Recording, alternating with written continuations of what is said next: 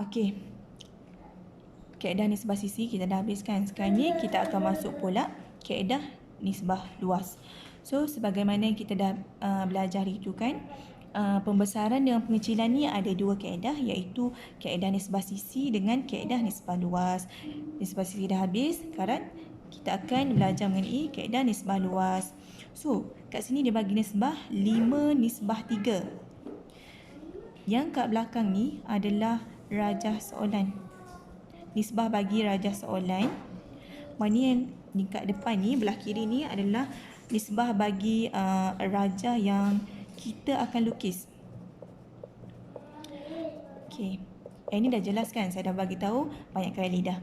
Okey.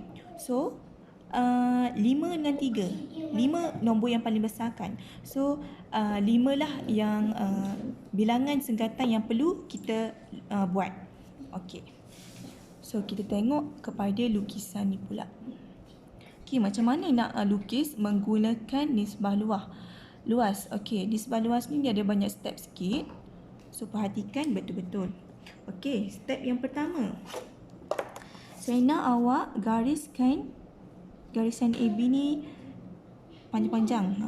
Gariskan belakang, yang ni depan, garis-garis. Okey, saya pilih A sebagai titik pembesaran saya. Okey, di titik A ni awak kena buat garisan serenjang. Okey, ingat lagi tak macam mana nak buat garisan serenjang? Okey, cucuk dekat titik A, tanda belah kiri, tanda belah kanan. Kemudian cucuk pula dekat yang kita tanda tadi. Ambil ukuran melebihi titik A, melebihi separuh lah, separuh daripada jari dia. Okey, kemudian tanda atas dan bawah. Okey, tanda atas pun dah okey dah. Tanda bawah pun dah okey dah. Ini tanda kat sini je.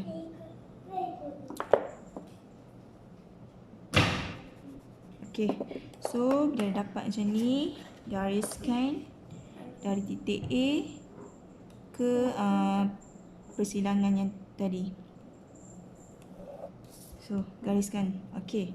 Bila dah buat garisan serenjang, and then kita kena buat half bulatan. Half bulatan ni dia berjejari A ke B. AB. Berjejari AB. So, buatlah half bulatan. Okey. Dah buat half bulatan ni, kemudian kita kena buat garisan untuk kita tandakan senggatan, garisan senggatan. Okey, then garisan senggatan kat sini dekat point A. Nak buat kat bawah boleh, nak buat kat atas pun boleh. Tapi kalau buat kat bawah macam semak pula kan, sebab ada banyak lagi lukisan yang perlu kita buat kat bawah ni. So kita buat bahagian atas. Okey. Kemudian tandakanlah 5 senggatan. 1, 2, 3, 4, 5. Senggatan yang saya buat ni agak besar lah. Nanti awak buat yang kecil sikit Okey. So kat sini saya nak bagi awak nampak, saya akan terangkan dah yang garis senggatan ni. Senggatan yang saya tanda ni. Okey. 3, ni senggatan yang kelima. Okey, senggatan yang ketiga adalah gambar rajah asal kan. So kita sambungkan.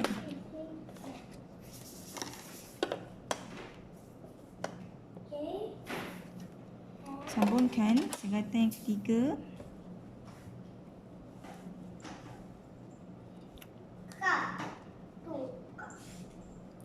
dengan bulatan tadi. So bulatan ni yang berjejari AB ni saya tanda sini sebagai Y lah, Y.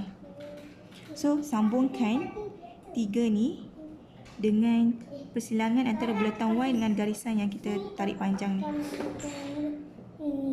So tanda kat sini, dan kita selarikan di senggatan yang kelima.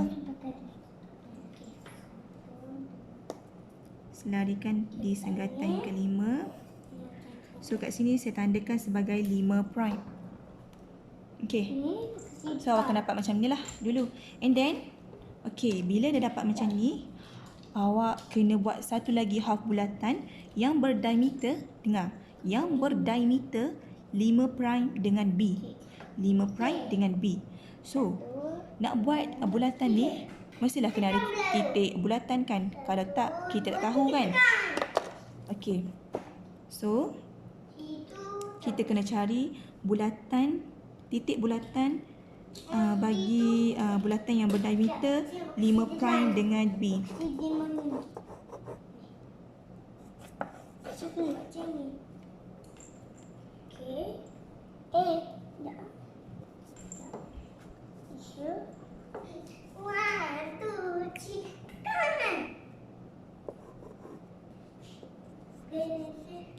Okey. Yang ni kita gariskan, kita sambungkan antara dua titik persilangan tadi lah.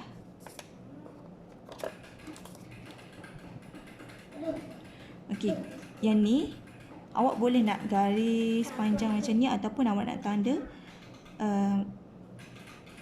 tanda macam ni pun boleh. Nak tanda kecil pun boleh. So, titik bulatan bagi bulatan yang berdiameter 5 prime dengan B ni saya tandakan sebagai Z lah. Okey, titik bulatan ni saya tandakan sebagai Z. Okey. So,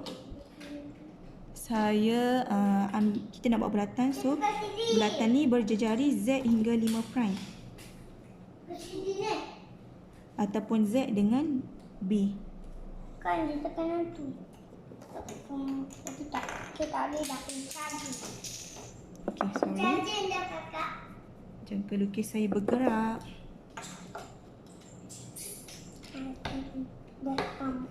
Kakak dah boleh. Okey, kak tolong ya.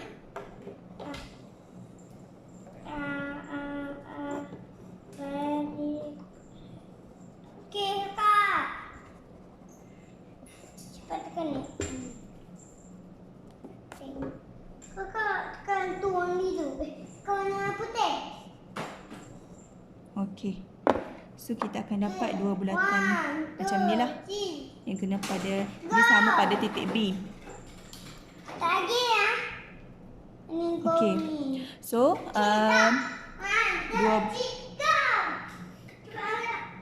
okey, so kita ada dua bulatan kan. Satu bulatan untuk bulatan gambar rajah, satu lagi bulatan untuk bulatan yang kita lukis lah. And then tandakan bulatan ni. Okey, bulatan ni saya tandakan sebagai X lah. Okey, yang ni kita lukiskan. So, X prime.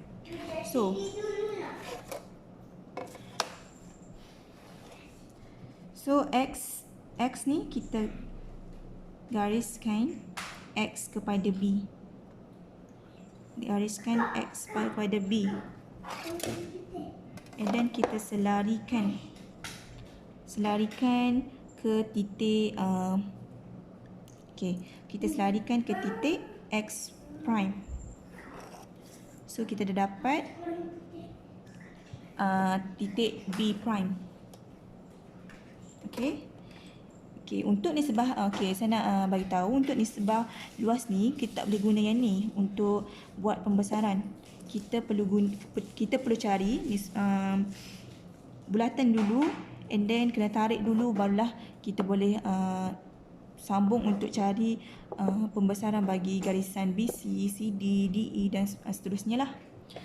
So, selepas dah dapat ini, jangan lupa untuk buat garisan pancaran. Okey, garisan pancaran ni tarik panjang-panjang sikit. Okey, garisan pancaran untuk setiap bucu lah, ataupun kalau ada bucu yang dia tak bertanda, okey, yang tu pun awak mesti kena tarik. Kena buat garisan pancaran. So, dah buat garisan pancaran, so kita selarikan dia. Kita selarikan dia. Kita selarikan kepada B prime untuk cari titik C prime. So kita dah dapat dah titik C prime. And then Okey, bila dah dapat C prime, selarikan lagi garisan CD.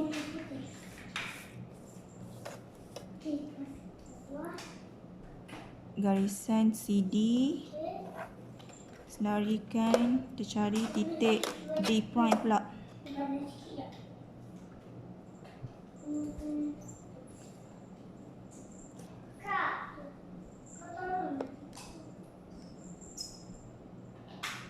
Okay, D prime. Okay, kita dah dapat D prime. And then, yang ni pula.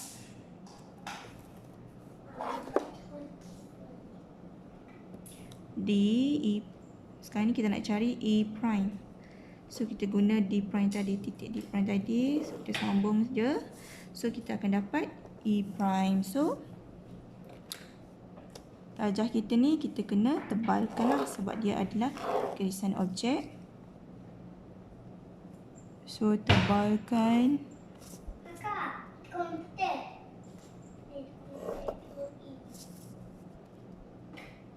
Okey. Okay. Kalau ada nak main bola ni, Okay, dia akan dapat macam ni lah. So, untuk elakkan kekeliruan,